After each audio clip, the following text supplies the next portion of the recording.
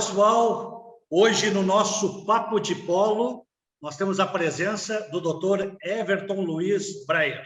Dr. Everton é médico do trabalho da Oxiteno, uma das empresas que compõem o polo petroquímico. E ele está aqui conosco no dia de hoje em função do Covid, isso que se alastra no mundo inteiro, esta pandemia. Já estamos há anos falando em Covid, tiramos as máscaras recentemente, mas o Covid permanece. São cerca de 30 milhões de pessoas contraídas já pelo Covid no Brasil e quase que 700 mil mortes. Mas nós vamos falar de coisas boas no programa de hoje. Dr. Everton, muito obrigado pela sua participação. É uma honra para o pessoal do CCC, o Conselho Comunitário Consultivo, e para o COFIP, lhe receber aqui no nosso Papo de Polo e que a gente possa dirimir dúvidas dos nossos conselheiros e, ao mesmo tempo, entender melhor o que isso está prejudicando a nossa vida, até que ponto o Covid faz parte da nossa vida e a gente vai ter que conviver com ele. Muito obrigado e já saio fazendo a primeira pergunta para o senhor. Como é que está a sua vida com o Covid, doutor? Bom, em primeiro lugar, eu gostaria aí de agradecer a oportunidade aí de estar nessa plataforma, nesse canal aí, muito comandado aí pelo senhor, seu Rodrigo. Agradecer também ao seu Carlos Weiner, com quem eu tive um contato inicial. E é um prazer muito grande aí de poder me dirigir ao Conselho Comunitário Consultivo do Polo. Eu que já estou aí há 8 anos no Polo Petroquímico e conheço aí o trabalho todo que é feito, conheço aí as iniciativas desse conselho, e é um prazer e uma honra muito grande estar aqui podendo conversar sobre esse tema que é a pandemia que nós iniciamos lá em janeiro de 2020 e de uma forma mais forte e mais assim tocou mais o nosso cotidiano a partir de março de 2020. Então, o que a gente tem comentado hoje aqui nesses últimos dias aqui na Oxiteno, estamos no 25º mês desta pandemia que modificou não só as nossas vidas, mas modificou o planeta e a humanidade como um todo. Então, de fato, modificou, construiu novas dinâmicas. Nós passamos por várias fases e vários períodos, vários desafios nesses 25 meses. E hoje nós estamos terminando um novo momento de uma nova variante que também foi diferente e que aumentou ainda mais o número de casos, mas estamos vencendo, estamos indo, estamos gradativamente superando esta etapa, já nos preparando para esse novo normal que esse vírus vai nos colocar. No ambiente das empresas, estamos conseguindo trabalhar com um pouco mais de tranquilidade. No ambiente dos serviços de saúde também, as internações estão diminuindo, o número de casos estão diminuindo. Ainda temos casos graves, ainda temos internações, ainda temos óbitos. Não vamos nos esquecer que até a semana passada, números de quarta e quinta-feira, ainda 300, 250 pessoas morrem por dia de Covid. Nesse final de semana, tivemos um final de semana sem óbitos no Rio Grande do Sul. Então, números um pouco melhores estão surgindo, mas nós não podemos nunca esquecer que este vírus ainda está circulando e que ainda existe um conjunto de seres humanos vulneráveis a este vírus. Doutor embora com a Everton Breyer, vacina, embora com outros mecanismos aí que a gente pode até discorrer. Doutor Everton, nossos conselheiros enviaram perguntas para o nosso Papo de Polo, eu gostaria de repassá-las ao senhor. Nossa conselheira Valdair Moraes, lá de Nova Santa Rita, ela pergunta ao senhor por quanto tempo o vírus fica ativo, se ele fica ativo numa mesa, numa parede, num armário, nas superfícies. Hoje daria para a gente precisar quantos minutos ou quantas horas o vírus ainda permaneceria ativo? É a pergunta da nossa conselheira Valdair Moraes, de Nova Santa Rita. Perfeito. Boa pergunta, senhora Valdair. Desde o início, desde o surgimento e nos primeiros conhecimentos sobre esse vírus, primeiro, ele é um vírus que a maior forma de transmissão dele é pelo aparelho respiratório, pelas gotículas, ou microgotículas que a gente expele quando fala, quando tosse, quando espirra, e é esse o maior meio de contaminação deste vírus. Só para que a gente tenha uma ideia.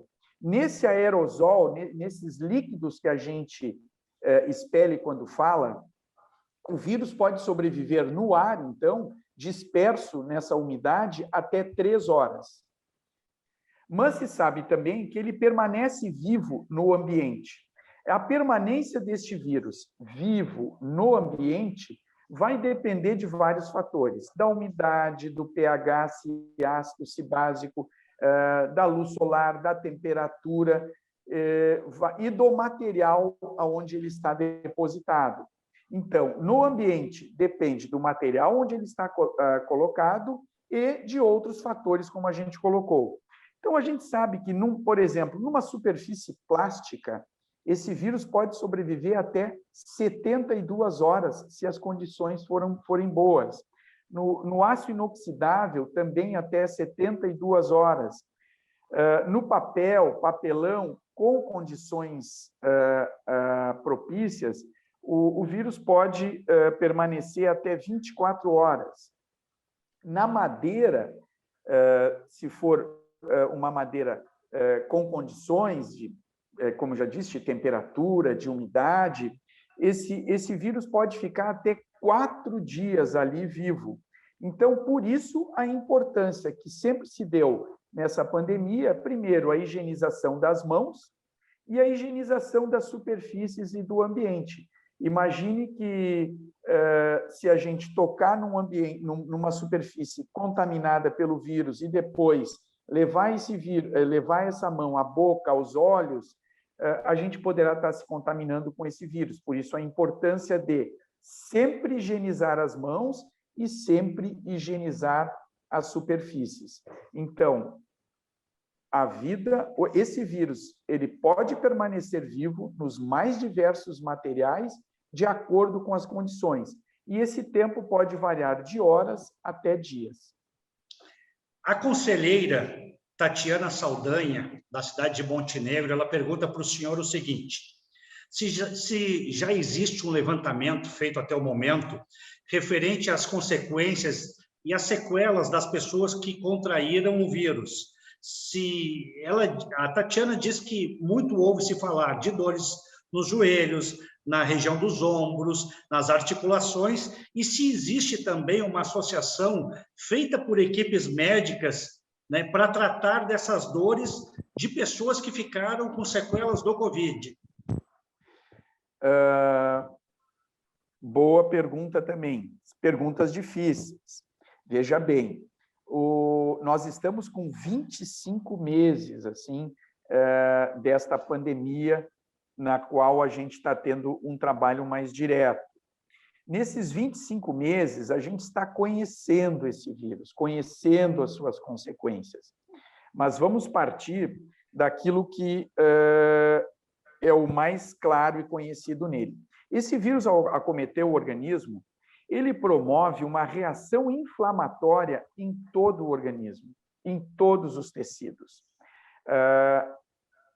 Numa fase aguda, conforme a capacidade ou não do indivíduo se defender desse vírus, se proteger, esse vírus acaba levando a um processo inflamatório em todo o organismo. Por isso que a gente sempre viu ali, e que todo mundo acompanhou, bom, o pulmão é mais acometido, o cérebro pode ser acometido, o coração pode ser acometido, os olhos. Então, é uma reação inflamatória aguda, grande em todo o organismo, ou no organismo como um todo, todos os tecidos. Por isso ele dá aquela prostração, aquela dor, e algumas vezes até insuficiência respiratória, tudo em função do processo inflamatório. Isso na fase aguda. Bom, até onde se sabe das consequências? Isso é algo que ainda estamos conhecendo. Muitas pesquisas ao longo do mundo inteiro, no mundo inteiro, estão sendo feitas. Já se sabe, bueno, podemos ter sequelas neurológicas? Sim, podemos. Esse vírus acomete o cérebro, ele dá uma reação inflamatória importante no cérebro, e essa reação inflamatória pode deixar sequelas. Bueno, que sequelas são essas? Bom, elas são individuais, vai depender de cada organismo, de cada indivíduo. Ainda estamos tentando conhecer, pesquisas estão sendo feitas. Sequelas articulares, bom, ela comete as articulações, joelho, ombro, cotovelo, todas as articulações do organismo, como todos os tecidos, e estas lesões iniciais podem deixar sequelas. Por exemplo, para que se tenha uma ideia, ele causa até uma reação inflamatória ali no folículo dos cabelos, ali onde, na raiz dos cabelos. Então, é muito comum, numa pós-Covid, os pacientes perderem muito cabelo. Por quê? Porque deu uma reação inflamatória em toda a derme e epiderme, comprometeu até os folículos pilosos, ali da raiz dos cabelos. Então, os estudos em relação às possíveis sequelas desse vírus no organismo estão sendo encaminhadas e feitas no mundo inteiro. Então, muito conhecimento ainda está por vir. Muitas pesquisas ainda estão por serem concluídas. Mas, partindo daquilo que se conhece, de que é um vírus que acomete o organismo como um todo, causando uma reação inflamatória aguda e de forte intensidade, várias sequelas serão conhecidas ao longo dessas pesquisas que estão sendo realizadas.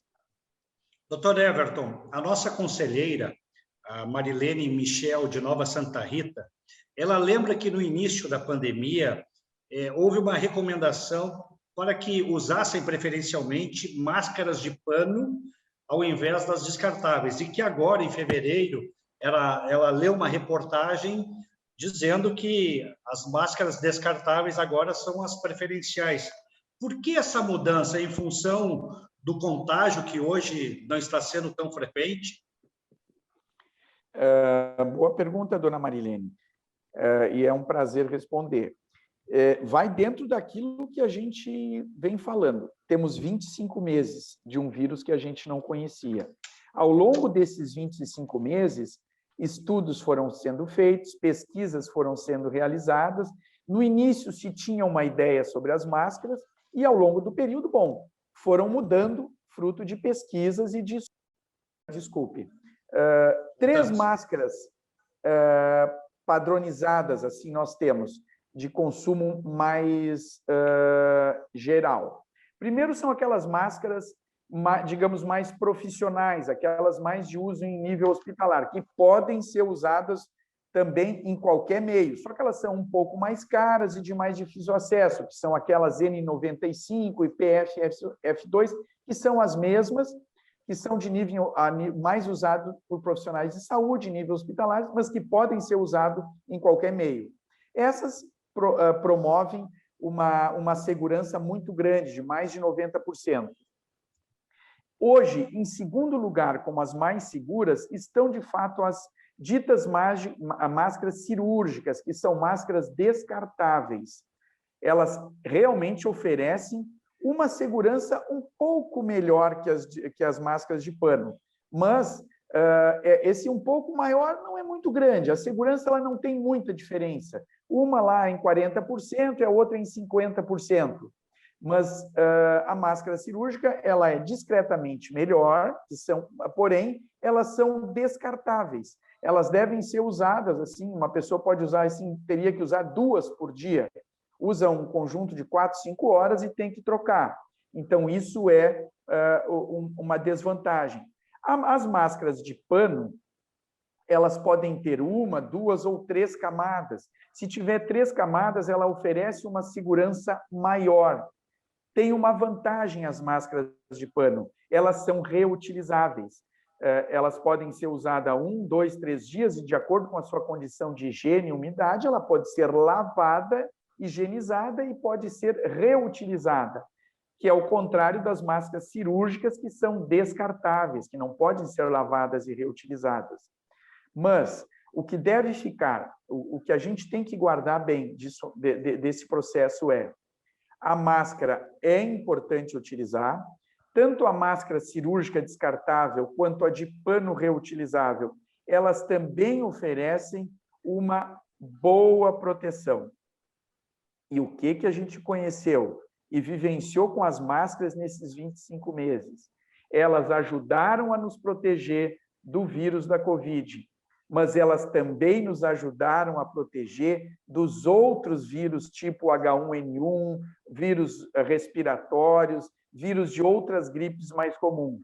Então, a máscara se mostrou, embora com todo aquele incômodo e mudança de cultura que ela nos trouxe, mas ela se mostrou uma ferramenta muito importante, principalmente para nós, neste nosso clima, que a gente sabe aqui que no inverno a gente sempre está submetido a 1, 2 ou 3 resfriados por ano. As máscaras também nos protegeram, não só da Covid, mas também desses outros vírus respiratórios. Em suma, descartável ou de pano, descartável discretamente melhor, com algumas desvantagens de não poder ser reutilizada. Mas a sua pergunta é importante. Os conhecimentos mudaram, inicialmente se achava que a de pano era melhor, mas algumas pesquisas depois mostraram que as descartáveis são discretamente melhores. Muito obrigado. Nós estamos recebendo hoje no nosso Papo de Polo o Dr. Everton Luiz Breyer, que é médico do trabalho da Oxiteno. E chega mais uma pergunta pertinente da nossa conselheira do CCC, a Yara Stertz de Montenegro, que pergunta o seguinte ao Dr. Everton: se a pessoa que vai tomar vacina não sabe e está com o vírus, ela está com Covid, ela, em sendo vacinada, ela pode desenvolver algum tipo de sequela, doutor Everton? Boa pergunta, dona Yara, muito obrigado. Presumo que esse tipo de dúvida ou esse tipo de insegurança pode, às vezes, desacreditar um pouco as vacinas, né? E a gente pensar, bom, mas pode ser que em algum momento eu tome a vacina e ela pode me causar algum problema. Dona Yara, vamos imaginar que atualmente com esses vírus, isso que a senhora coloca é uma coisa que efetivamente pode acontecer. De cada 10 pessoas contaminadas com o vírus da Covid, de cada 10 pessoas contaminadas, 8 não vão ter sintomas. Portanto, eu posso estar contaminado, não ter sintomas, estou ali com o vírus, vou lá e tomo uma vacina. Bueno, mas se eu estou com o vírus, tomo a vacina, isso pode me causar alguma coisa, algum dano, alguma sequela? Dona Yara, não. Vamos entender que, naquele momento, eu vou estar com o vírus, o meu sistema imunológico já vai estar sendo provocado pelo vírus e eu tomo a vacina e recebo uma provocação maior. Essa provocação maior dada pela vacina vai me prejudicar? Não, não vai prejudicar, não tem problema nenhum. Simplesmente o meu sistema imunológico vai receber um estímulo a mais. Mas esse estímulo a mais dado pela vacina, no momento que ela está com o vírus, não vai acarretar nenhum problema no organismo. Não vai acarretar nenhuma sequela, nada. É tudo muito tranquilo. A gente tem que entender e que tem que ter fé que essa vacina ela é segura, ela é benéfica e ela, mesmo nesse evento de ela ser aplicada quando a pessoa está com o vírus, não sabe, ela não vai acarretar nenhum problema, ela continuará sendo segura e o organismo não vai sofrer nenhum dano a mais. A conselheira Ingrid Schenkel, de Montenegro, ela pergunta ao senhor se as pessoas que estão sendo infectadas no momento, elas estão sendo infectadas por que tipo de vírus e se existe a possibilidade de diferenciar em cada uma qual o vírus contraído em diversas ocasiões, no caso, já que essa pandemia virou Omicron e daqui a pouco vai virar outro vírus que venha da China. Doutor Everton, a gente consegue saber qual o vírus que uma pessoa fica acometida? Dona Ingrid, bela pergunta também. Essas perguntas, elas surgem em função daquilo que é esse vírus. O que é um vírus? Nós tivemos um vírus original, que provavelmente surgiu lá em novembro de 2019, lá naquela cidade de Wuhan, na China. Ali foi a primeira cepa, foi a primeira variante, foi o primeiro grupo deste vírus. O vírus é um micro-organismo que ele tem uma habilidade, uma inteligência e uma capacidade enorme de mutar, de se modificar. Ele luta pela sua própria sobrevivência.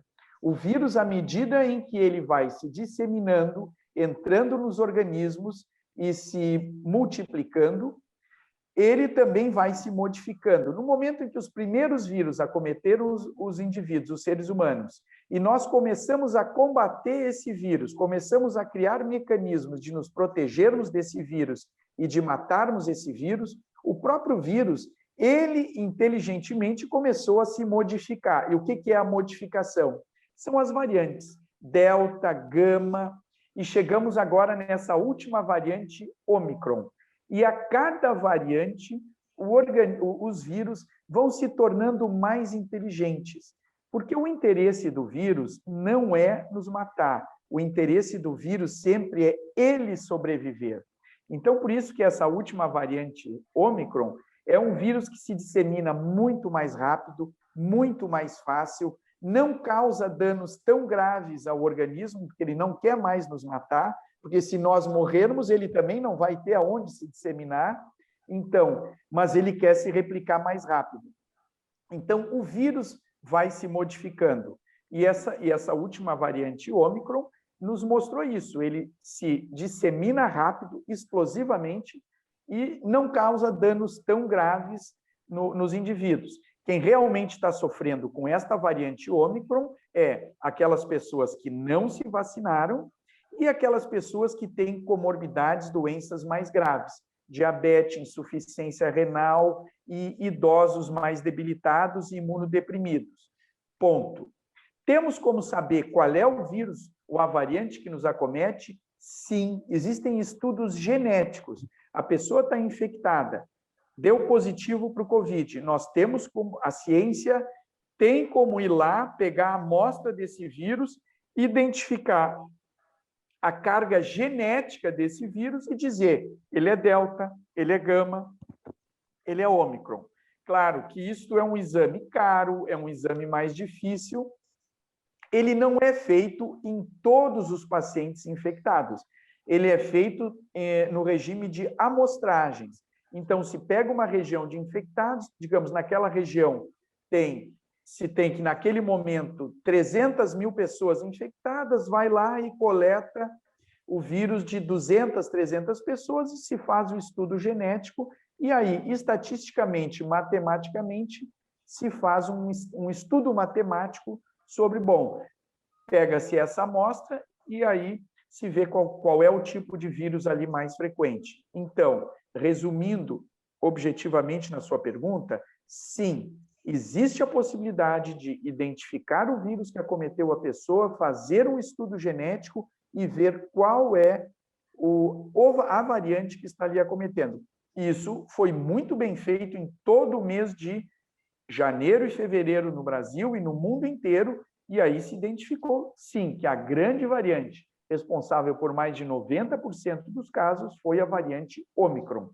Já estão surgindo novas variantes que estão em estudos.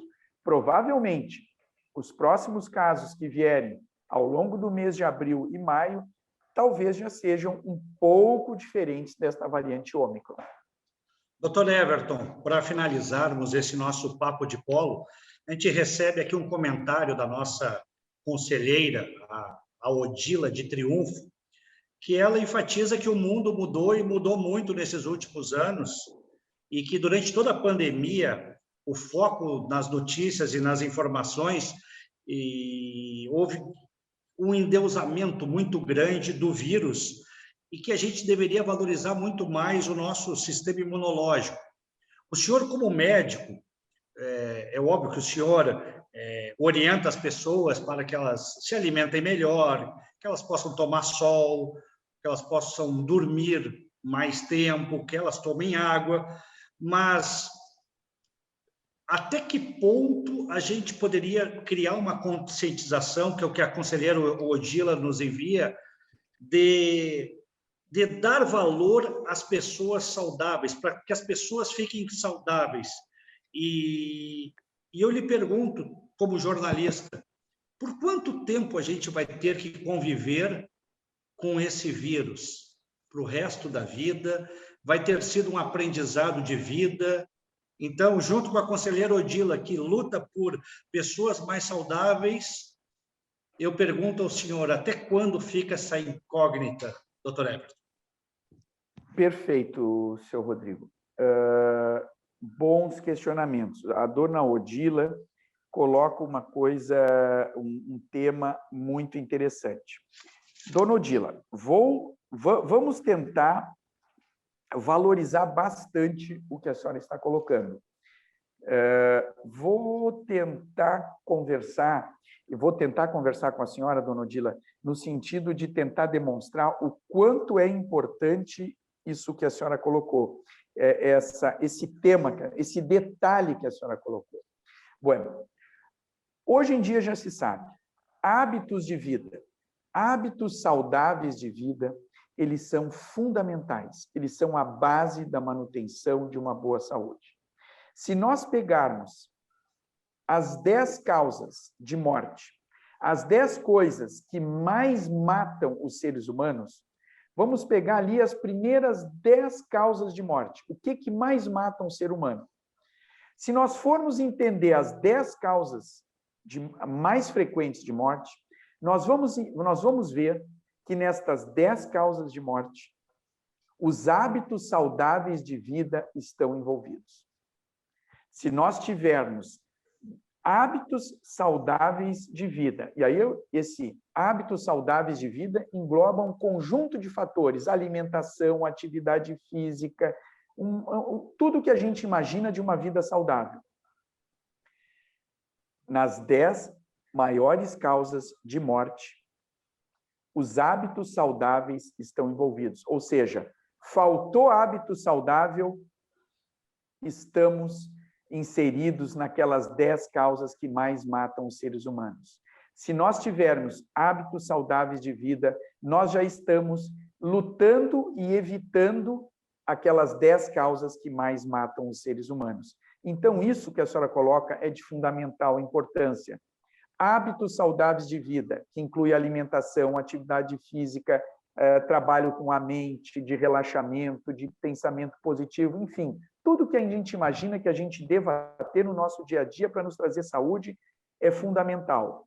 Vamos tentar vincular isso ao vírus? Sim. Eu já coloquei isso.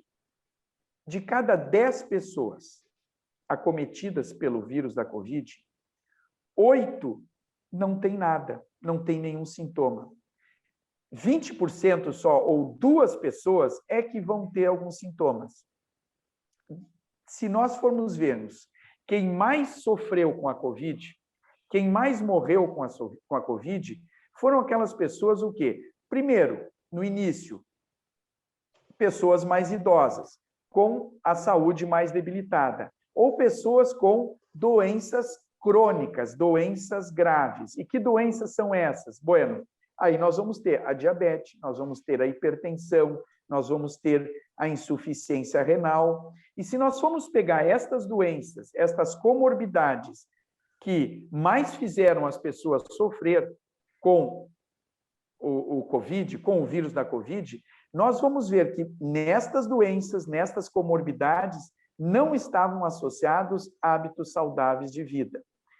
Obesidade. Obesidade foi uma grande comorbidade, um grande fator de risco para a Covid. Bom, a obesidade está associada à falta de hábitos saudáveis de vida, falta de uma boa alimentação, falta de uma atividade física. Então, não sei se a senhora conseguiu perceber esse vínculo que tem daquilo que a senhora coloca de boa alimentação, de hábitos saudáveis, ou seja, de um organismo saudável, de um terreno fértil e saudável que possa, da melhor forma, se proteger não só contra a Covid, mas de todas as doenças às quais a gente pode ser acometido ao longo da vida. Então, o que a senhora coloca é muito importante.